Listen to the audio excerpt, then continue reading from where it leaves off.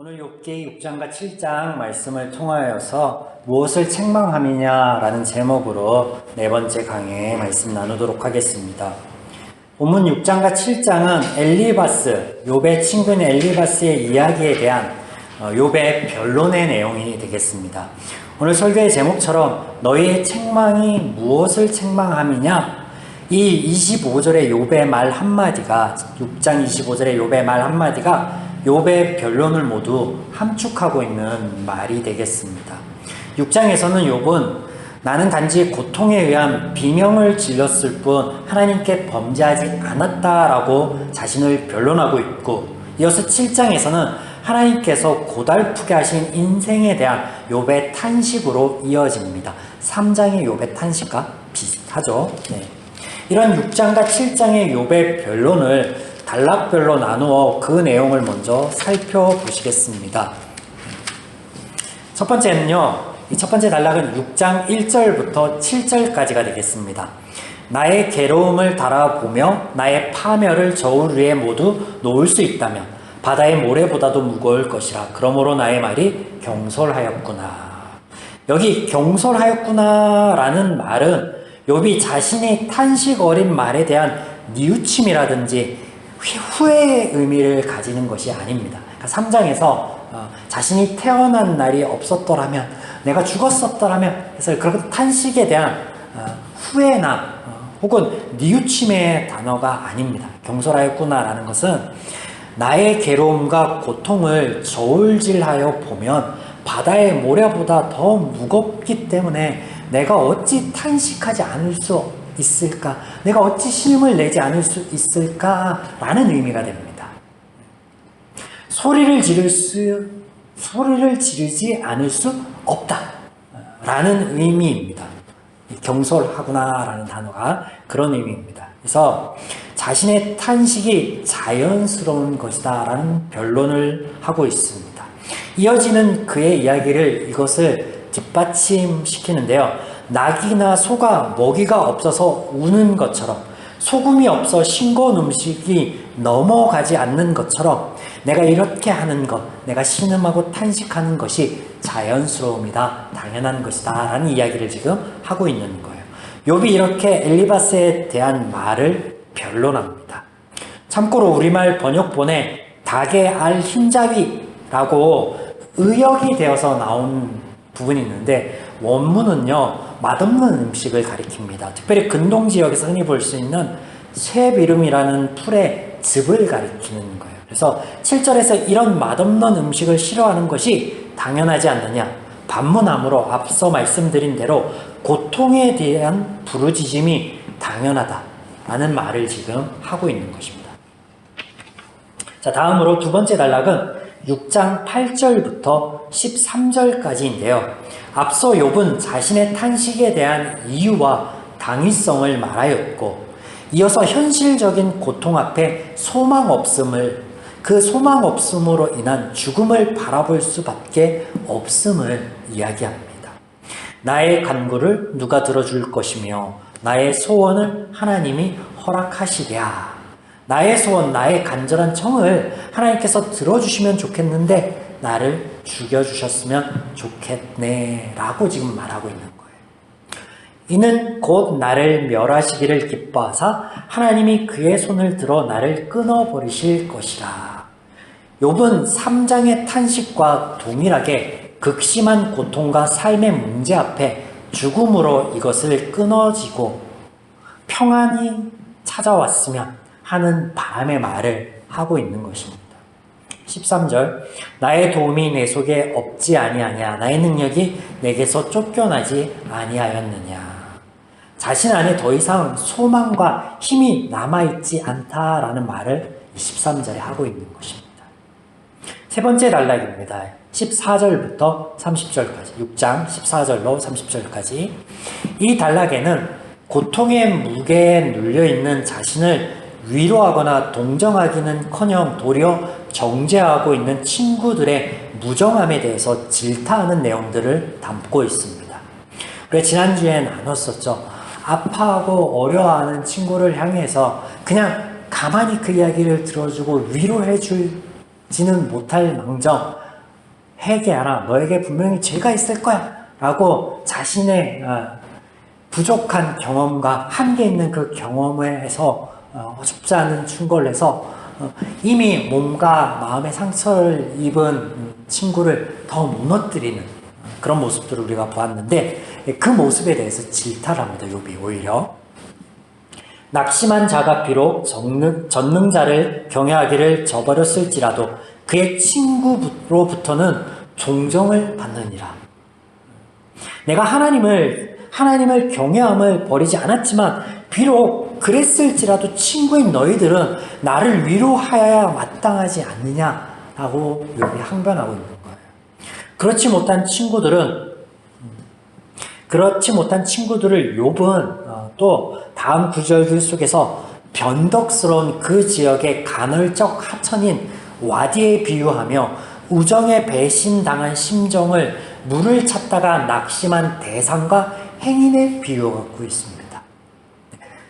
근동 지역에 가면 사막 지역이잖아요. 그래서 우기 때 간헐천이 생겨요. 그런데 사막이요, 이 땅이 움직이거든요. 땅 자체가 움직여요. 그래서 이 하천이 어느 날 있었다가 없어지기도 하고 없던 곳에서 갑자기 하천이 생기기도 하고 그와 같이 변덕스럽다라고 친구들에게 위로를 할 거면 위로만 하고 충고를 할 거면 충고만 하지 너희들 왜 그러니 하고 있는 거예요.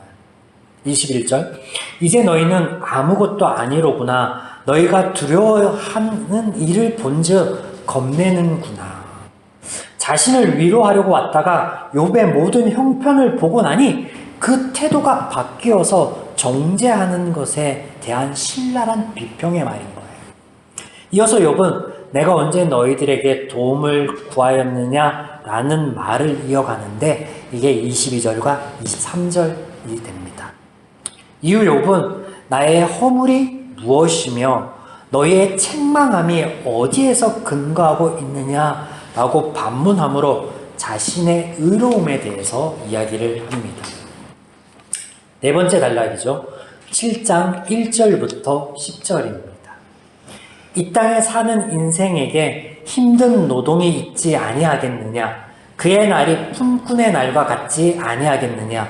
종은 저녁 그늘을 몹시 바라고 품꾼은 그의 삭슬 기다리니. 무슨 말이냐면 욥은 이 인생을 고달픔으로 이야기하는데 그 고달픔이 자신의 소망 없음의 탄식으로 이어지고 이것을 비유하기에 낮에 힘겨운 노동자들이 지쳐서 날이 저물기만을 바라보는 것과 같이 품삯을 받을 때만을 기다리는 품꾼의 형편에 빗대어서 이야기하고 있습니다. 나의 날은 배틀의 북보다 빠르니 희망이 없이 보내는구나. 내 생명이 한낮 바람과 같음을 생각하옵소서. 나의 눈이 다시는 행복을 보지 못하리이다. 여러분, 이 욥의 이 고백을 사자성어로 하면 어떻게 표현할 수 있을까요? 나의 날이 배틀의 북보다 빠르다. 나의 삶이 빠르게 흘러가는데 희망이 없구나. 한낮 바람과 같이 흩어지며 연약하구나. 나의 눈이 지금 행복을 바라보지 못하는구나 라고 이야기하고 있습니다. 뭐예요? 인생 유상에 대해서 이야기하고 있죠. 인생 유상. 덧없구나. 내가 지난날 동방의 제일 큰 부자고 그 부함을 누리고 많은 자녀들과 또 종들을 거느렸는데 그게 한낮 바람에 날리는 겨와 같구나. 인생 무상에 대해서 이야기하고 있는데 여러분, 이런 내용을 우리가 어디서 많이 본 듯 하지 않습니까? 어디서 봤어요? 네, 전도서에서 봤습니다. 전도서. 전도자가 이르되 헛되고 헛되며 헛되고 헛되니 모든 것이 헛되도다. 해 아래서 수고하는 모든 수고가 사람에게 무엇이 유익한가? 욥기에 등장하는 4장에서 37장까지의 이 내용이 다음에 이어지는 시편과 잠언 전도서의 프롤로그, 즉 서막이다라는 이야기를 해드렸습니다. 그래서 욥의 이런 그 삶에 대한 회의적인 어떤 고백들과 고민들, 이런 것들이요, 시편 기자들의 찬양시에서 등장하고 전도자의 고백 가운데 등장하는 거예요. 그런데 그 고백들에는요, 분명한 한계가 있습니다. 어떤 한계가 있어요? 성경에서 그들을 죄인이라고 표현하고 있죠. 그래서 그들은 하나님에 대해서, 하나님의 마음과 하나님의 원리에 대해서는 멀리 있어요. 대신에 죄와 제 가치관과 제 원리에 대해서는 가까이에 있죠. 그래서 그들의 고백에 한계가 있고, 그들의 하나님에 대한 인식에도 한계가 있고, 그러므로 하나님께서 우리에게 선물로 주신, 하나님의 창조한 이 창조의 모든 세계들이 우리를 향한 하나님의 선물이거든요. 인간을 위해서, 오직 인간만을 위해서 이 창조가 이루어졌거든요. 그런데 이 창조 세계 안에서, 그 안에서 행복할 수밖에 없는, 하나님이 만들어 놓은 그 모든 세계 안에서 불행하고 어려울 수밖에 없는, 또 인생에 이런 오롯내림의 굴곡이 있을 수밖에 없는, 그것을 바라보는 사람들의 이 시선이 죄에 가깝기 때문에 한계 있을 수밖에 없고, 부정적일 수밖에 없고, 회의적일 수밖에 없다라는 것을 지금 욥기를 통해서 지금 보여주고 있는 거예요. 자, 마지막으로 5번째 단락은 7장 11절부터 끝절 21절까지입니다. 이 단락에서는 다시금 하나님을 향한 욥의 원망이 이어집니다. 그런즉 내가 내 입을 금하지 아니하고 내 영혼의 아픔 때문에 말하며 내 마음의 괴로움 때문에 불평하리이다. 이 불평을 하나님께 쏟아놓고 있습니다. 욥의 마음에 쌓인 답답함과 상처와 아픔에 탄식하지 않을 수 없음을 말하고 있습니다. 내가 바다니까, 바다 괴물이니까 주께서 어찌하여 나를 지키시나이까. 이게 무슨 말이에요? 갑자기 왜 바다가 나오고 바다 괴물이 나와요?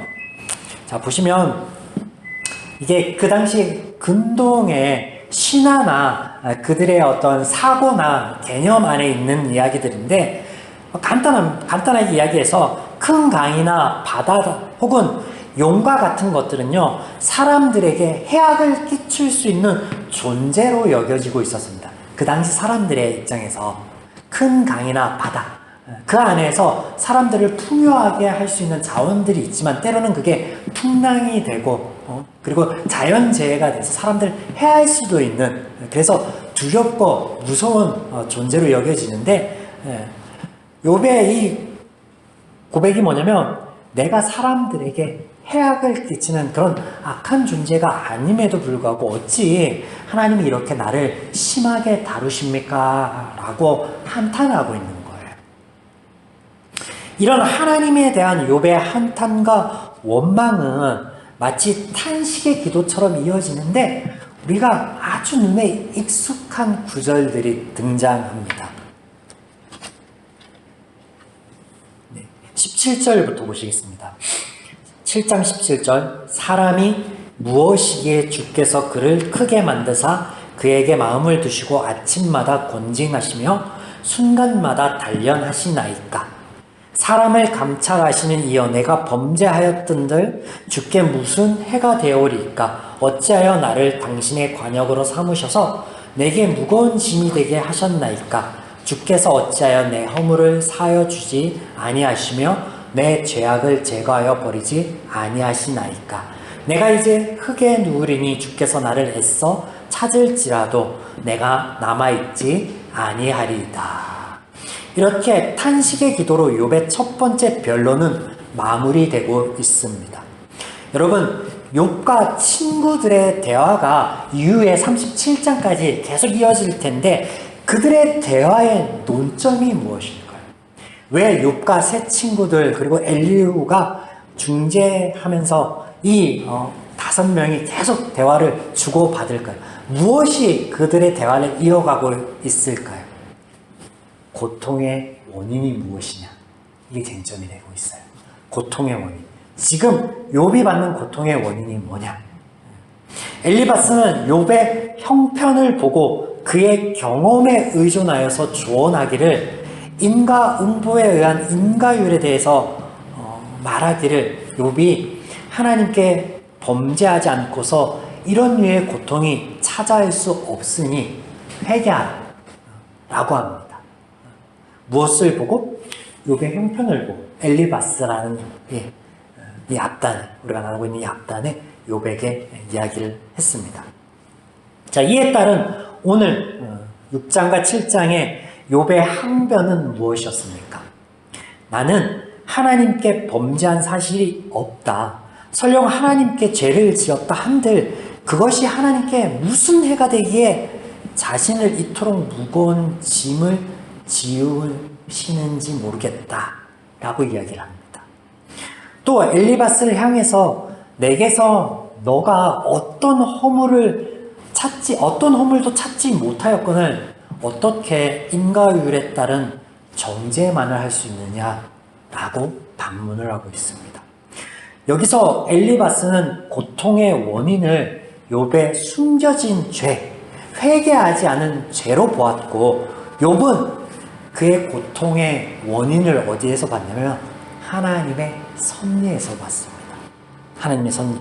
사람이 무엇이기에 주께서 그를 크게 만드시기도 하고 그를 마음에 두시기도 하고 아침마다 징계하시기도 하나이까 라고 고백하지 않습니까? 그래서 선과 악이 하나님께로부터 온다. 좋은 것도 하나님께로부터 오고 악한 것도 이 심판이나 징계도 하나님께로부터 온다라고 하므로 이게 모든 것이 하나님의 섭리다. 하나님의 섭리 안에서 내가 고통을 받고 있다라고 고백하고 있는 거예요. 여러분 어떻습니까? 어때요? 18절 쉬운 성경을 읽어드립니다. 아침마다 살피시고 순간마다 시험하시는 이유가 무엇입니까? 앞서 얘기했듯이 하나님의 섭리, 그 섭리에 대해서 인정하는 것처럼 얘기를 하지만 그럼에도 불구하고 하나님을 향해서 이렇게 반문하고 있는 거예요. 엘리바스를 향해서 네가 나에게서 어떤 죄도 찾지 못하였는데 어떻게 인과율을 얘기할 수 있고 내게 회개하라고 얘기할 수 있느냐. 그렇게 얘기한 것처럼 하나님께도 하나님 섭리를 인정하면서도 하나님 어찌 나에게 이런 시험을 주십니까? 라고 이야기합니다. 여러분 고통의 원인에 대해서 규명하고 있는 엘리바스나 오늘 욥의 이야기가 모두 틀렸습니다. 앞서 제가 잠깐 중간에 언급드렸듯이 그들이 죄에 가까운 죄의 그늘 아래 있는 죄인들이에요. 하나님의 마음, 하나님의 가치관, 하나님적 원리를 바라보지 못해요. 그러니까 그런 고백을 하고 있는 거예요. 욥도 그렇고 엘리바스도 그렇고. 틀렸습니다. 두 사람 다 틀렸어요. 욥과 동일한 고백이지만 결이 다른 고백을 우리가 한 군데 찾아볼 텐데요. 시편 8편입니다. 욥이 17절 이후에 고백한 것과 동일한 고백이 이 시편 8편에 등장합니다. 시편 8편 제가 몇 구절만 읽어드리겠습니다. 여호와 우리 주여 주의 이름이 온 땅에 어찌 그리 아름다운지요. 주의 영광이 하늘을 덮었나이다. 주의 손가락으로 만드신 주의 하늘과 주께서 베풀어 두신 달과 별들을 내가 보오니 사람이 무엇이기에 주께서 그를 생각하시며 인자가 무엇이기에 주께서 그를 돌보시니이까. 그를 하나님보다 조금 못하게 하시고 영화와 존귀로 관을 씌우셨나이다. 주의 손으로 만드신 것을 다스리게 하시고 만물을 그의 발 아래 두셨나이다. 여호와 우리 주여 주의 이름이 온 땅에 어찌 그리 아름다운지요. 네. 그래서 욥의 고백과 비슷하지만 결이 다르죠. 결이 조금 다릅니다. 무슨 차이일까요? 무슨 차이일까요? 시편 8편은 하나님의 영광과 은혜가 깃든 만물을 바라보니 또 그것을 다스리게 하신 하나님의 은혜를 보니 내가 어찌 찬양하지 않을 수 있느냐라고 하는 찬양의 시입니다. 욥의 고백과 이 8편의 다윗의 고백이 그러면 무엇이 갖고 어떤 차이가 있느냐? 공통점은요, 눈으로 보았다라는 거예요. 욥은 삶의 고난과 고통과 환난을 보았다. 다윗의 본 것은 하나님께서 날 위해 베풀어 놓으신 하늘의 달과 별들을 보았다. 날 위해 주신 들의 짐승들을 보았다라는 거예요. 고통을 본 것, 하나님이 주신 것을 본 것, 보았다라는 거예요. 여러분, 죄인들은 이런 면에서 참 정직합니다. 삶에서요, 선한 것들을 볼 때면 찬양이 나옵니다. 그러나 고통과 고난을 볼 때면 하나님을 향해서 원망합니다. 우리의 모습이에요. 우리가 삶에서 평탄할 때, 범사에 잘 될 때는 하나님을 찬양하다가 뭔가 나의 사고의 틀에서 내가 생각한 것에서 벗어난 환난과 고통이 올 때면 하나님을 향해서 원망해. 하나님 어찌하여 내게 이런 시련을 주십니까? 하나님 내가 도대체 하나님께 무엇을 잘못했습니까? 라고. 그런데 그 접근 자체가 틀렸다, 잘못되었다, 욥기를 통해서 말씀을 드렸습니다. 지금 우리가 나누고 있습니다. 너무나 당연한 이 죄인의 모습에서 우리가 보다 성숙해질 필요가 있는데 하나님을 바라보아야 되는데 제가 드렸던 제언, 우리의 이해의 틀, 사고의 방식을 점검하는 쪽으로 가야 됩니다. 보는 것으로 인해서 선한 걸 봐서 막 찬양하고 이 일차원적인 고통을 보고 원망하고 이 일차원적인 모습에서 벗어나서 우리의 이해의 틀과 사고의 방식을 점검해 보아야 돼요. 두 번째 시간에 말씀을 드렸죠. 그래서 이 하나님의 은혜를 어떻게 누리고 감사할 것인가, 이런 고난과 역경 속에서도 하나님이 내게 어떤 은혜를 또 어떤 길을 열어주실까? 사고의 틀을 바꾸기 위해서는요, 말씀 안에서 하나님이 우리에게 약속하여 주신 것들을 우리가 알 필요가 있죠. 깨달아 알 필요가 있습니다. 한 우물에서 단 것과 쓴 물이 동시에 나올 수 없다라고 말씀하셨잖아요. 맞습니다. 모든 선한 것은 하나님께로부터 오는 거예요. 반대로 악한 것, 고난과 고통은 죄로부터 오며 우리가 우리 삶 가운데 잘못된 선택을 한 결과다라는 것을 기억해야 됩니다. 욥기가 이 구약 성서가 그것에 대해서 우리에게 말씀해 주시는 거예요. 여기서 오해하실 것 같아 다시금 언급드립니다. 욥의 의로움은 그의 행위나 삶에서 오는 것이 아닙니다. 창세기와 로마서에서 하나님께서 말씀하여 주시기를 의인은 없나니 단 하나도 한 명도 없다, 나면서부터 악하다라고 말씀하여 주시는데 왜 이 욥기서에서 욥에 대해서 하나님이 의롭다고 하시냐? 하나님께서 의롭다 하시는 거예요. 그 말은 뭐예요? 오직 하나님께로부터 오는 것이에요. 의가. 그래서 로마서에서는 우리를 의롭다 칭하였다, 하나님으로부터 그 의가 우리에게 전가되었다라고 하시는 거예요. 하나님이 우리를 의롭게 여겨주시는 결과다라는 거예요. 이것을 욥기에서 우리에게 보여주시고 알려주시는 거예요. 그러므로 욥이 의로운 행동을 하였거나 혹은 엘리바스의 첫 변론처럼 그에게 숨겨진 죄가 있어서 하나님께서 징계하시는 것이 아니에요.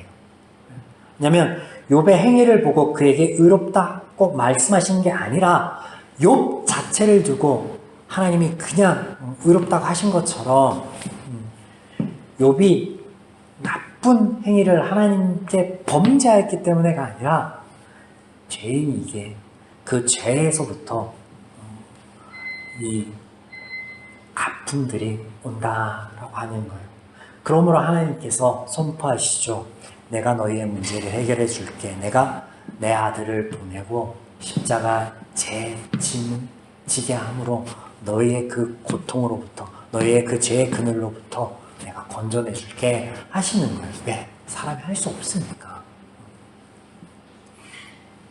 사랑하는 여러분, 오늘 욥의 모습 속에 우리를 보게 됩니다. 인생의 굴곡은 모두 하나님의 축복입니다.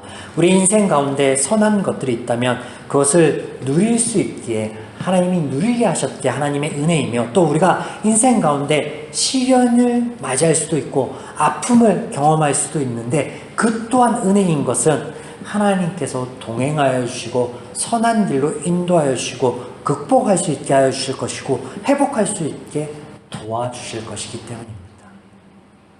그렇다면 여러분께 한 가지 묻겠습니다. 오늘 여러분의 신앙의 자랑이자 동력은 무엇입니까? 본문에서 엘리바스는 이것을 도덕적 의로운 삶이라 하였고 욥은 범사에 잘돼 평화로운 자신의 삶에 있었다라고 고백합니다. 그 삶이 무너지니까 내 안에 동력이 없고 내 안에 희망이 없고 내 안에 소망이 없다라고 얘기합니다. 무너진 자신을 바라보며 소망이 없고 힘이 없으니까 죽음으로 평안을 찾고자 하나님께 원망하고 구하는 욥의 모습을 보게 되는데, 우리의 오늘 신앙의 동력은 무엇이냐? 범사에 잘 되는 거, 건강한 거, 자녀들이 잘 자라고 있는 거,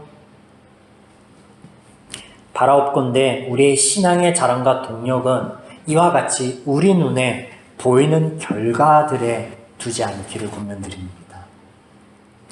그 결과들은요, 얼마든지 바뀔 수 있어요. 인생에 굴곡이 있다라고 해서 이게 하나님의 축복이라고 했잖아요. 얼마든지 바뀔 수 있어요. 그래서 그것에 두면 다윗의 시처럼 하나님께서 선한 것들을 베풀어 주신 것과 같이 그것을 바라보면 찬양을 하는데, 오늘 욥과 같이 그게 사라져 있으면 하나님의 원망하고 불평하고 그냥 죽여주십시오 하고 죽음을 바라보는 아주 극단적인 선택을 하게 된다. 오직 하나님의 약속의 말씀에 두시기 바랍니다. 그래야 인생의 모든 순간에도 은혜의 누림이며 찬양이 되기를 주의 이름으로 축원드립니다. 아멘.